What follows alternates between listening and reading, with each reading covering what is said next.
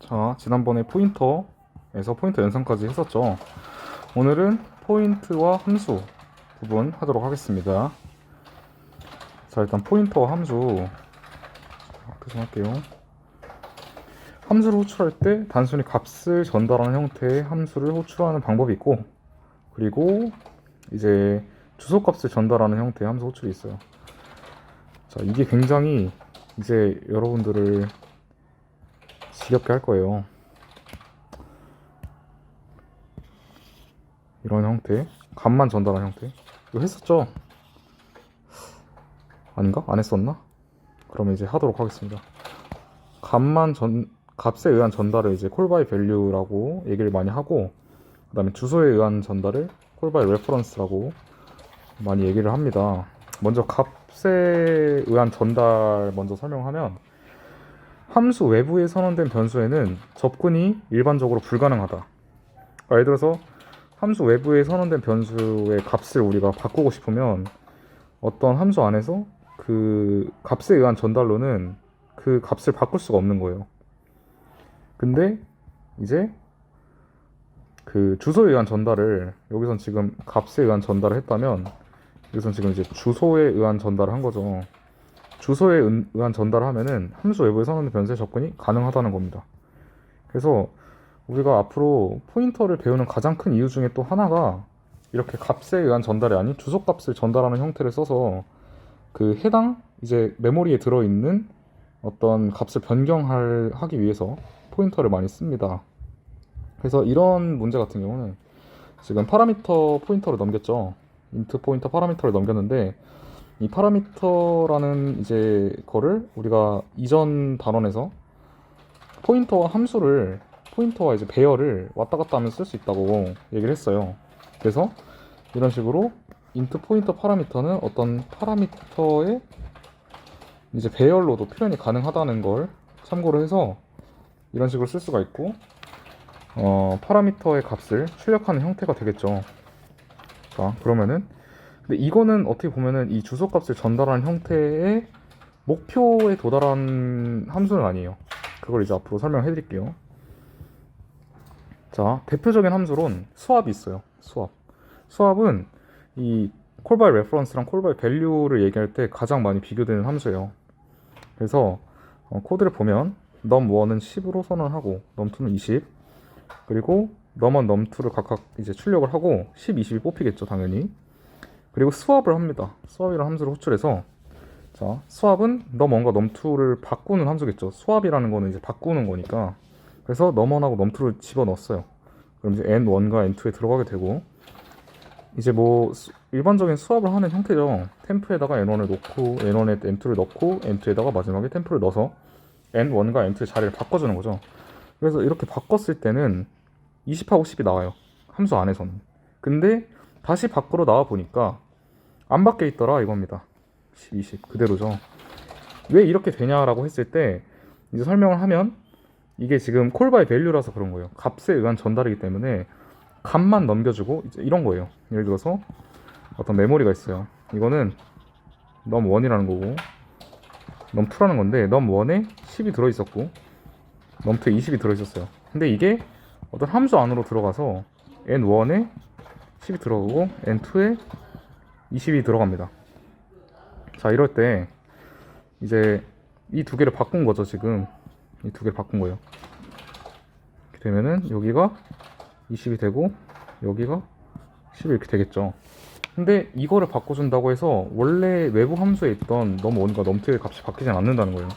이거에 대해서는 또 자세히 설명을 드릴게요. 다음 걸 보면은 좀 이해가 되실 수 있어요. 자, 그러면은 이게 어떤 식으로 되느냐, 이런 식으로 되는 거예요. n1과 이거는 이제 수압의 과정이죠. 수압의 과정이고, 그 다음에 방금 제가 그린 거 설명한 거예요. num1은 10이고 num2는 20인데 값을 복사해서, 말 그대로 복사, 중요한 거죠. 복사해서 수압에서 n1에 들어가고 n2에 20이 들어가서 이제 값을 바꾸게 되지만 결국에는 이게 복사한 값이기 때문에 원본 값은 바뀌지 않는다는 거예요. call by value는 원본의 값을 바꿀 수 없다. 이렇게 그냥 간단하게 기억하면 편할 것 같고요. 바로 이제 레퍼런스를 알아보면,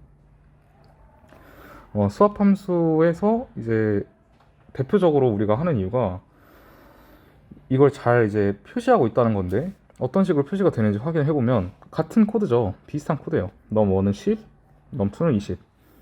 뭐 뽑으면 그대로 이제 10, 20이 나오고 다음 바로 수압을 걸어줍니다. 수압을 걸어줘요. 수압에서는 이제 int 포인터 ptr1을 받고 int 포인터 ptr2를 받아요.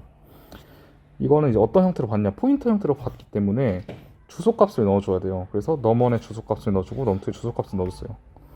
자, 그래서 여기 이제 좀 살짝 코드가 지금 인쇄가 이상하게 돼서 끊겼는데 템프겠죠? 템프는 포인터 ptr1 이렇게 될 거예요. 그래서 템프에다가 포인트 ptr1을 넣어주고 포인트 ptr1에 포인트 ptr2를 넣어주고 포인트 ptr2에 템프를 넣어준다. 이게 이렇게만 봐서는 무슨 말인지 모르겠죠. 밑에를 보면 제대로 안 나와있네요. 설명을 좀 쉽게 해드릴게요. 자, 우리가 넘1이 있어요. 넘1 그리고 넘2가 있습니다. 넘1에 10이 들어가 있었죠. 넘2에 20이 있어요. 자, 여기서 수압이라는 데다가 넘1의 주소값을 보냅니다. 넘1의 주소값. 그러니까 넘1의 주소값을 우리는 다른 걸로 뭐라고 하기로 했죠? 전 단원에서 넘1을 가리키는 어떤 포인터라고 하는 건 가리키는 거니까 가리키는 걸 보낸 거예요. 그래서 ptr1은 뭘 가리키죠? 넘1을 가리키는 거예요. 지금 ptr2는 넘2를 가리키는 거죠. 그래서 템프 값을 뭘 넣어줬어요? 템프 값을 자, 계속 설명하면 템프에다가 이제 ptr1이 포인터 ptr1이죠. 포인터 ptr1이라는 거는 ptr1이 가리키는 곳이에요. 가리키는 곳에 있는 게 뭐죠? 10이죠. 그럼 템프에는 당연히 10이 들어갈 거고, 그 다음에 여기 써놓을게요.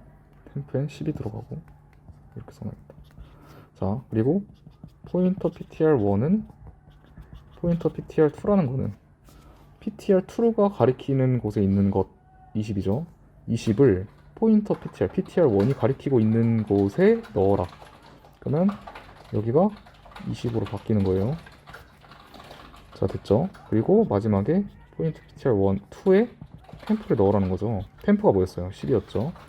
10을 ptr2가 가리키는 곳에 넣어라. 여기가 10이 되는 거죠. 그러면 어때요? 두 개가 바뀌었죠. 일단 두 눈으로는 확인을 했어요. 바뀐 걸.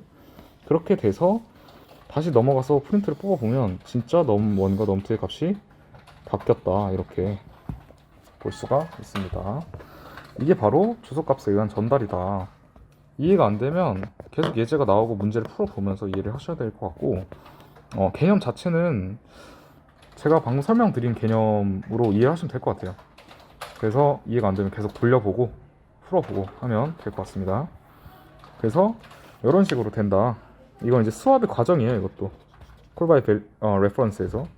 그래서 템프에다가 처음에 넘1을 넣고 넘1이 가리키는 걸 넣고, 그 다음에 넘1에다가 넘2가 가리키는 걸 넣고, 그럼 넘2에다가 템프가 가리키는 걸 넣고, 이게 수압의 과정이라는 거죠. 자, 더 이제 알아봅시다. 깊게. 스캔f에 왜 앰퍼샌드를 붙일까?